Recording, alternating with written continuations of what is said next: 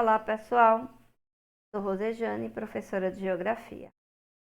Hoje teremos o nosso terceiro encontro, cujo conteúdo é Geografia da Paraíba. Terceiro e último encontro.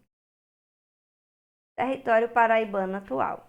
Este é o tema da nossa aula de hoje. O território do estado da Paraíba se situa a leste da região Nordeste, tendo como limites, vamos acompanhar pelo mapa? Tendo como limite o Rio Grande do Norte ao norte. Vamos lá olhar aqui, pegar aqui. Rio Grande do Norte ao norte, Pernambuco ao sul, a leste o Oceano Atlântico e a oeste o Ceará. Então, a gente não mudou muito as fronteiras em relação a, pelo menos, norte e sul, continuou sendo as mesmas da capitania de Itamaracá. Mas a oeste, nós tivemos uma mudança, porque nós vamos fazer limite com o estado do Ceará.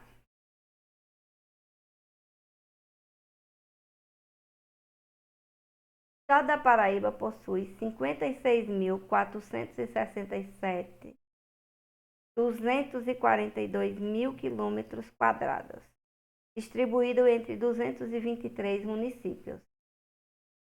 Se situa entre as coordenadas geográficas 6 graus, 2 minutos, 2 segundos e 8 graus, 19 minutos, 18 segundos de latitude sul e 34 graus, 45 minutos e 45 segundos de longitude oeste. Eu trouxe aqui um mapa de latitude e longitude para a gente relembrar um pouquinho o conceito, certo? Quando a gente fala latitude, ela vai sempre se referir à linha do Equador, que divide o globo terrestre em dois hemisférios, norte acima da linha do Equador e sul abaixo da linha do Equador. Então, nós somos latitude sul, porque o nosso país situa-se abaixo da linha do Equador. Consequentemente, o estado da Paraíba também situa-se à linha do Equador. E nós temos a longitude oeste, porque o nosso país se situa a oeste do meridiano de Greenwich, certo? Que é a questão da longitude. E, consequentemente, o nosso estado também está a oeste do meridiano de Greenwich. Dúvidas? Pausa a aula, anota a dúvida, coloca lá no fórum de dúvidas. Ok, pessoal? Muito obrigada. Na Paraíba se encontra o ponto mais oriental das Américas, localizado na Praia dos Seixas, em João Pessoa. Devido às suas coordenadas geográficas privilegiadas, extremo oriental das Américas, João Pessoa é conhecida turisticamente como a cidade onde o sol nasce primeiro. A população estimada pelo IBGE em 2020 do estado da Paraíba é 4.039.277 habitantes. Agora nós vamos prestar atenção a um detalhe. População estimada. Esse conceito, essa expressão população estimada, refere-se porque nós não tivemos censo no ano passado, no ano de 2020. Vocês sabem que o censo ele é realizado a cada 10 anos. O último censo foi em 2010 e o próximo censo deveria ter sido em 2020. Mas devido à emergência sanitária da Covid-19 e entre outros fatores, dificultou a realização do censo no ano de 2020. Mas como a gente pode ter essa ideia de que a população é de 4.039.277 habitantes do estado da Paraíba? Como é que a gente tem essa estimativa? Pela taxa, certo, de nascimentos e óbitos. Então, com base nesses dados, estima-se o número da população. não foi oficializada através do censo, certo? Que deveria ter sido realizado em 2020, mas a gente tem como calcular esses dados, né, com base no número de nascimentos e de óbitos. A densidade demográfica do nosso estado. Lembrar o que é densidade demográfica. Gente, a densidade demográfica é quando eu pego a população, certo? Do estado, que no caso é 4.039.277 habitantes, e divido pelo tamanho do território, o território da Paraíba.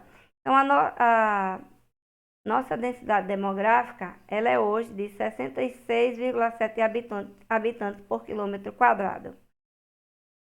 Mas como assim, habitantes? É como se a cada quilômetro quadrado morasse quase 67 pessoas. Então, essa é a questão de densidade demográfica, é a quantidade de pessoas que moram a cada quilômetro quadrado. Então, a gente divide o número da população, o número total da população, pela quantidade, pela extensão territorial, ou seja, o tamanho do território.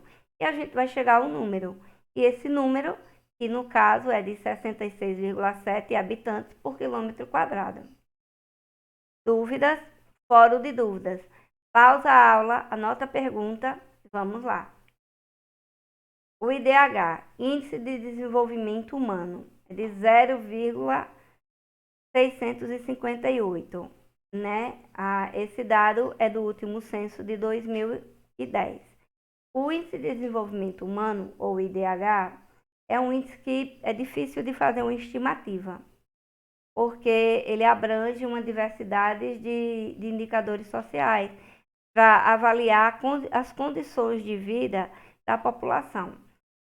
Embora pareça baixo, né, 0,658, a gente está num número intermediário, certo? Não é bom, mas também não é tão ruim. Então, é preciso que a gente tenha essa ideia de que o índice de desenvolvimento humano, ele dá essa dimensão. Então, ele vai avaliar habitação, alimentação, saúde, educação, saneamento básico. Então, ele vai avaliar as condições que a população de determinada região, de determinado estado, cidade ou país vive. Como é que ela transita nesse espaço? Como é que ela sobrevive nesse espaço? Quanto melhor a população vive, quanto menor as desigualdades sociais da região, do estado ou da cidade ou mesmo do país, maior é o índice de desenvolvimento humano. Outro indicador é a renda per capita. No caso aqui nós temos a renda per capita mensal domiciliar, que é de R$ 892, certo? Então, assim, por que é uma... a gente costuma dizer que a renda per capita mensal domiciliar ou a renda per capita como um todo não é um indicador social muito confiável. Por quê? Porque ele não reflete com clareza a dimensão da desigualdade social existente no país.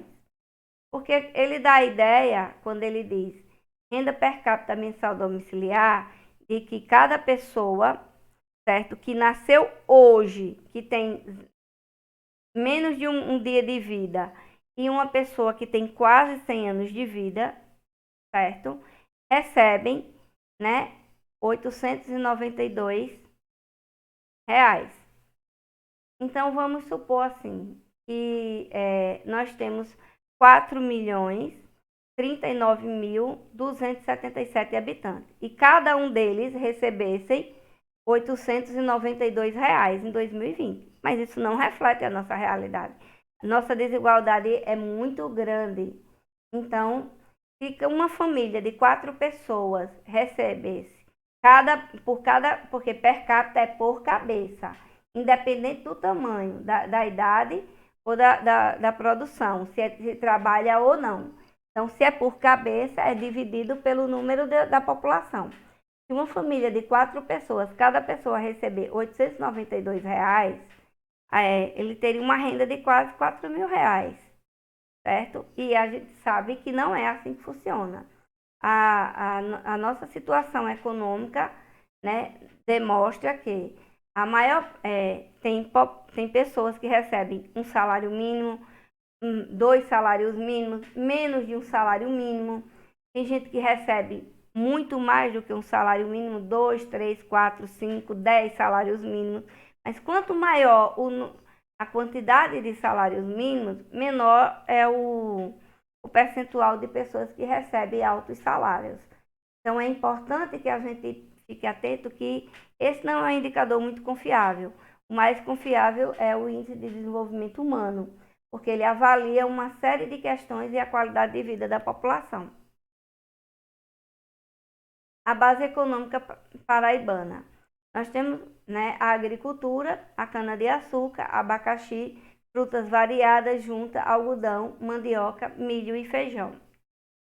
A pecuária, bovinos, caprinos, suínos, ovinos e aves. Indústria alimentícia, têxtil, couro, calçados, metalúrgica e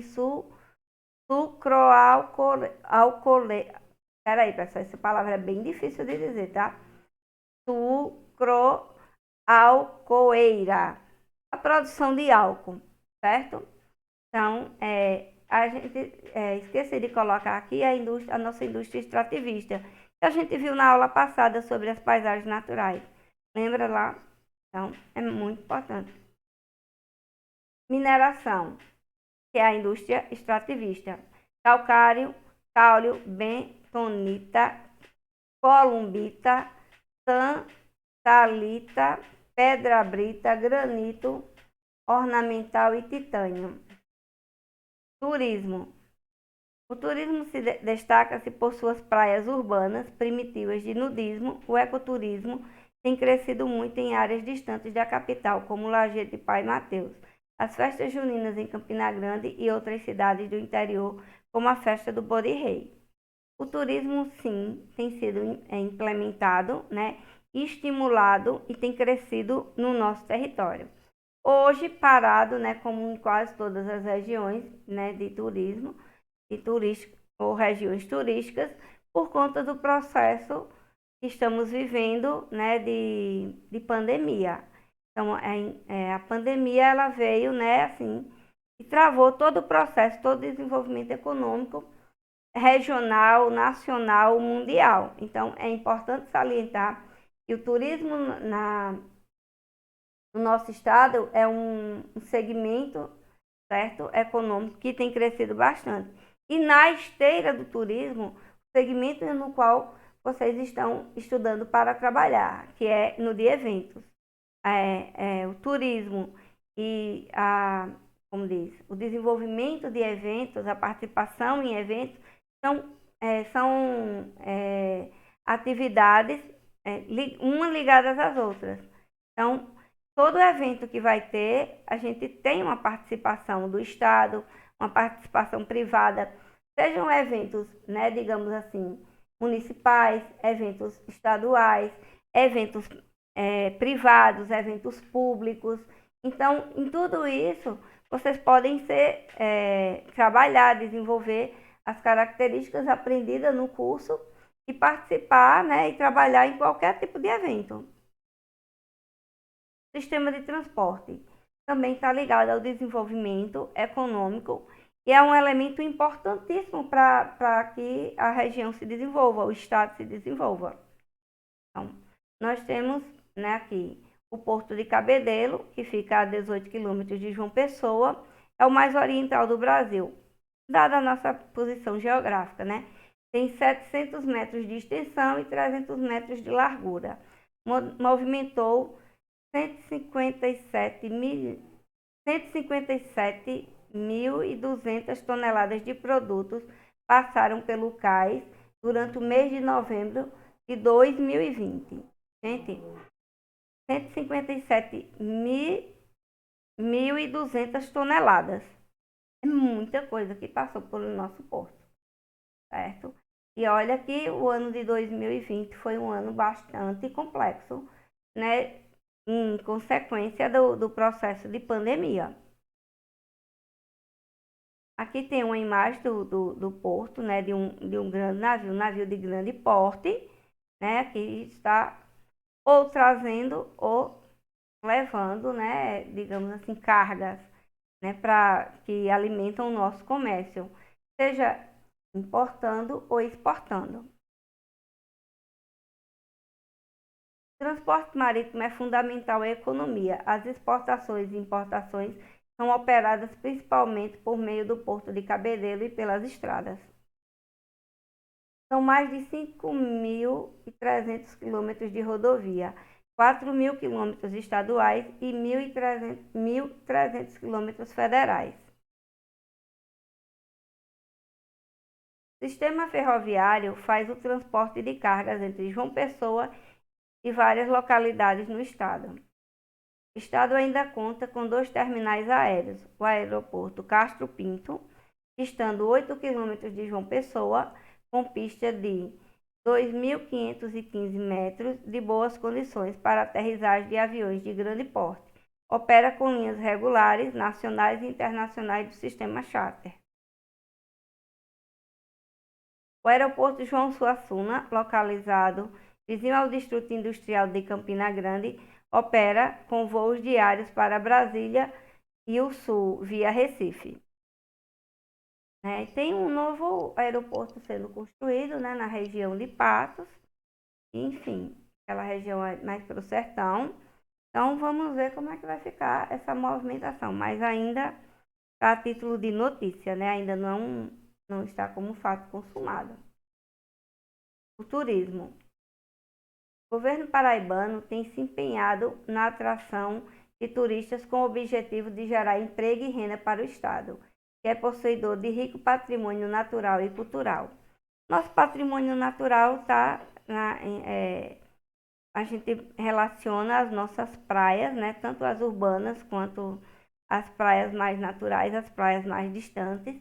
Nosso patrimônio cultural, né, nós temos um processo histórico bastante significativo, embora os nossos prédios históricos, nossos prédios tombados, alguns estejam bastante maltratados, né? Precisa rever essa área. Nós temos a Catedral de São Francisco, certo? Que é lindíssima a Igreja de São Francisco. Patrimônio histórico belíssimo, quem tiver a oportunidade de ir conhecer, vá. Nós temos o centro da cidade, temos ali aquela região que a gente chama ali do Ponto de 100 Réis, aquela região do Palácio do Bispo, a Igreja da Misericórdia. São todas igrejas assim muito antigas.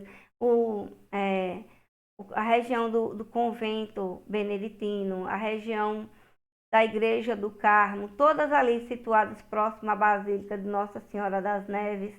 Então, toda essa região tem um potencial turístico muito grande. Afinal de contas, nós somos a terceira cidade a ser fundada no país. Né? Lembra que a gente viu isso na nossa primeira aula? Então, foi situada e a partir daquela colina onde foi construída a igreja de Nossa Senhora das Neves, a cidade cresce. Tudo ali vai se desenvolvendo, o processo comercial, o processo, né, em direção ao porto, e né, saía dali, daquela parte baixa da cidade, seguindo pelo rio Senhoá, passando por Jacaré até chegar ao porto de Cabedelo. Então, assim, é uma região muito importante e de grande importância cultural e um grande patrimônio que nós precisamos preservar, e o governo, né, do estado precisa sim valorizar e preservar todo esse patrimônio histórico, dando condições para que a gente possa conviver com eles de forma pacífica, sem depredá-los. Os investimentos têm sido dirigidos principalmente para a oferta de hotelaria, com o aumento do número de leitos, para o policiamento, com o trabalho de prevenção e vigilância nos principais atrativos turísticos. Para a qualificação de mão de obra, com projetos de capacitação em parceria com o SEBRAE através do Pronatec, e para a divulgação através da participação em eventos turísticos nacionais e internacionais, divulgando o destino Paraíba 2014. Aqui né, nesse momento eu vou destacar alguns eventos, né, que é de nosso conhecimento e que são eventos anuais, que acontecem há vários anos na nossa cidade e no nosso estado, né, que acontece em João Pessoa e também, né, em regiões do interior do estado. A Paraíba cedia eventos culturais que acontecem ao longo de todo o ano, e a cada nova edição o número de participantes aumenta. As prévias carnavalescas de João Pessoa são um atrativo para turistas de todo o país. Blocos de rua como Muriçocas de Miramar e Virgens de Tambaú arrastam mais de 500 mil pessoas. Folia de rua, né? Muriçocas de Miramar e o Bloco das Virgens. Temos uma diversidade de blocos, né? Que vai ter, durante todo o período de folia de rua e que vai fazendo um esquenta de todo o processo até chegar ao carnaval propriamente dito. É um evento muito importante que movimenta muito o nosso estado, principalmente a cidade de João Pessoa, né? Então a gente tem uma movimentação turística muito grande nesse período. Tanto turistas externos como internos. Em Campina Grande, a época do carnaval vira tempo de fé. A cidade reúne estudiosos, religiosos de todos os credos, pessoas que desejam ficar distantes dos festejos momescos, ou seja, das festas do Rei Momo, né? Ou seja, de carnaval, em um encontro de ecumenismo e de confraternização espiritual. Aí aqui a gente tem uma imagem com algumas religiões me parece que indiana, né? E assim, que são mais difíceis de encontrarmos assim no nosso cotidiano. E aqui também uma outra imagem, certo? Mais voltada para, digamos assim, o pensamento do cristianismo como um todo, as religiões cristãs. Então, esse é um evento que reúne uma diversidade muito grande de eventos religiosos, de todas as religiões. Você procurar, você vai encontrar. Então, você vai encontrar movimentos católicos, movimentos da Igreja Católica, movimentos do segmento evangélico, movimentos do segmento judaico, movimentos de segmentos, né, de matriz africana, religiões de matriz africana, de matrizes indianas, enfim, toda uma movimentação, tanto de pessoas que são participantes dessas religiões, como de pessoas que buscam conhecer, né, a diversidade de religião e um novo tipo de espiritualidade.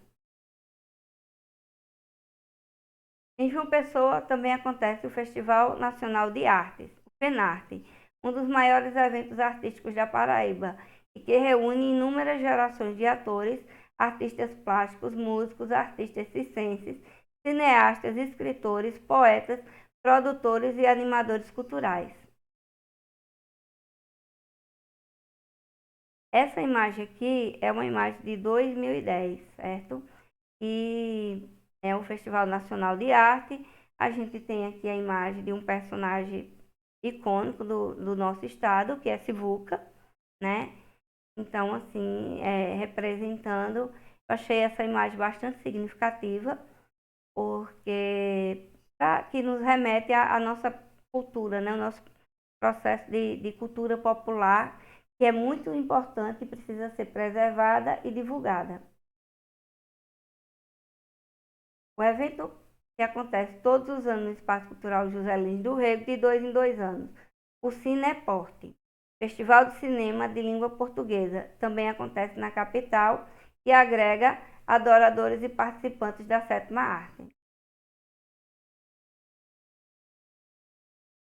Esse já não é um evento tão divulgado, certo? Ele consta no nosso calendário de eventos, mas assim é um evento pouco divulgado para a maioria da população, a não ser, né, aos cinéfilos, ou seja, aquelas pessoas que são apaixonadas por cinema e já colocam na agenda esses eventos. Então, assim, a não ser isso, são eventos que ficam, digamos, mais distantes do grande público.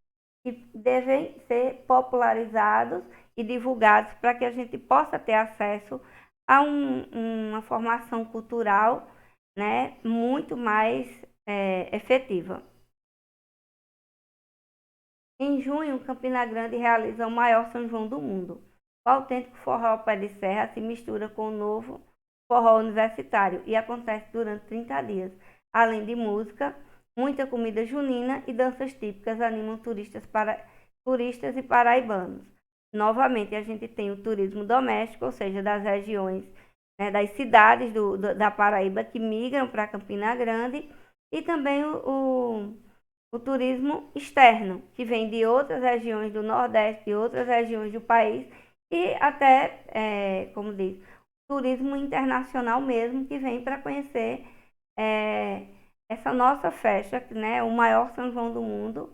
Já é um evento assim no calendário, tanto nacional como internacional, de divulgação e de efetiva participação. E, né, entramos no segundo ano sem o maior São João do mundo e sem nenhum desses eventos que fazem parte do nosso processo cultural, também devido à pandemia do Covid-19. Aqui algumas fotos, né, para a gente dar uma aquecida no coração sobre as festas de São João, né, aqui do nosso estado.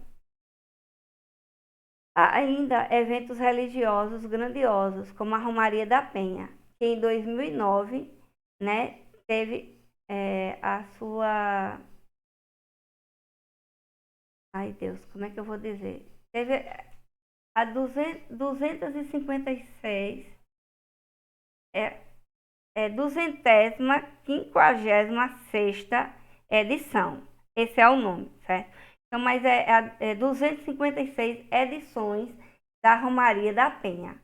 Ela ocorreu em 2019, teve um público estimado de 500 mil fiéis, né, percorrendo 14 quilômetros, saindo da igreja de Nossa Senhora de Lourdes, no centro de João Pessoa, até o Santuário da Penha, no bairro da Penha. É um evento realmente grandioso, né? É um evento da Igreja Católica, que reúne muitos fiéis, tanto os que percorrem como os que aguardam no percurso e fazem assim desse um dos maiores eventos religiosos do nosso estado. É um evento também assim, né, muito importante, porque ele é feito há mais de 250 anos.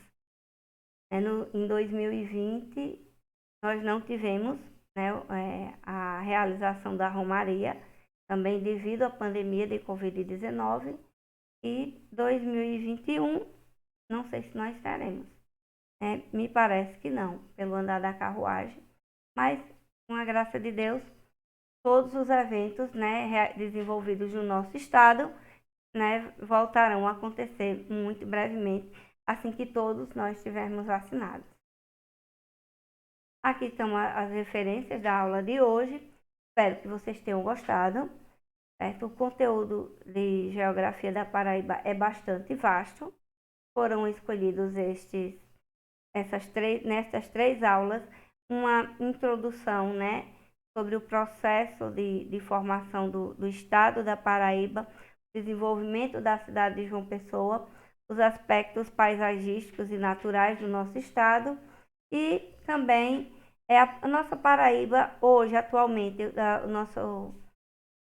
como ela se desenvolve, né, as suas atividades econômicas e também a questão voltada para do turismo e de eventos, porque está ligado ao que vocês vão trabalhar, né, de forma mais direta quando se tornarem profissionais técnicos em eventos. Gente, um grande abraço, muito obrigada, certo? Até a próxima.